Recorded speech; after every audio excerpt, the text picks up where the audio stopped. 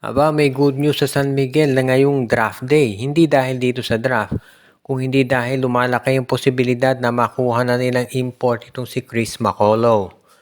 Alam natin na si Chris Macaulay, ito yung naging import ng San Miguel nung nanalo sila sa Commissioner's Cup kontra dito kay Terence Jones at sa TNT Tropang 5G. Tropang Giga pa pangalan nila noon. At itong balita din natin kasi ito si Benny Boatwright hindi na yata tutuloy dito sa San Miguel maski na dito sa Gilas, Pilipinas dahil pumirma ito ng kontrata dito sa Taiwan. So mukhang ayaw na talaga ni Boatwright dito.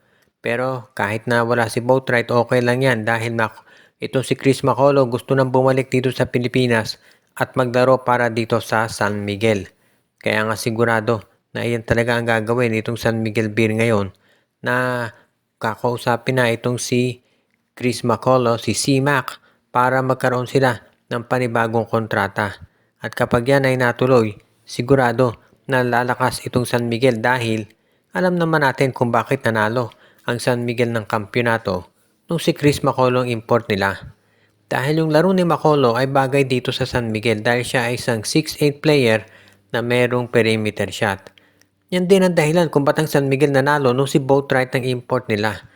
Ganyang mga klaseng import ang nababagay na iparehas dito kay Junmar Fajardo. Kaya nga sigurado na iyan talagang hahanapin ng San Miguel Beer ngayon dun sa mga imports nila. Kaya nga magiging mas maganda ito para dito sa future ng San Miguel sa darating na season kapag nasigurado na nila o nasecure na ang serbisyo nitong si Chris Macaulay. Siyempre si Macaulay ay dito lamang sa Commissioner's Cup at hindi po pwede sa Governor's Cup dahil may height limit. Pero magiging kahit sa Commissioner's Cup, malaking bagay na ang pagpunta niya dito. Marami ang kumukwestiyon dito sa naging trade ng Phoenix Fuel Masters dito sa Converge Fiber Xers. Kung saan nakuha o pinamigay ng Phoenix yung kanilang draft pick na pang number 2 kapalit dito sa eventually ay naakuha nila na si Evan Nelly at yung first round draft pick naman nitong Converge Fiber Xers na pang number 8. Medyo marami nga ang nagtataka bakit ito ginawa ng Phoenix dahil parang nalugi sila doon sa trade na yan. Ganun pa man, naniniwala si Coach Billy Wilson na ito ang pinakamagandang desisyon para sa kanilang team. At yung mga ganitong klase namang desisyon ay hindi na yan sakop ng coach at ito ay ginagawa na ng mga team managers nila at dito sa case ng Phoenix si Paolo Bugia. Kaya nga ngayon, kinakailangan lamang kung Phoenix ay makakuha ka ng mahusay na player dito sa darating na draft at bukod dyan ay syempre magamit ng mabuti itong si Evan Nelly. Maraming naniniwala na mataas talaga ang potential nitong si Nelly at hindi lang nabigyan ng playing time dito sa Northport Batang Pier, yung pure blends ngayon.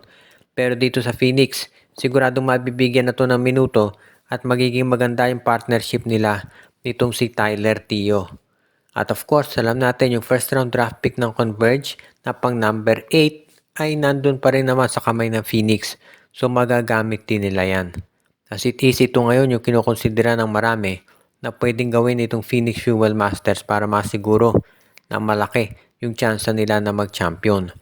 Well, or at the very least, makaabot man lang sa playoffs. Dahil lately, hindi maganda performance ng Fuel Masters kaya marami nga nagsasabi na panahon na para itong Phoenix Fuel Masters talaga ay kumuha ng sarili nilang tinatawag na mga top talents para naman at least makaabante na sila at manalo na rin ng mga iba't iba pa na mga games.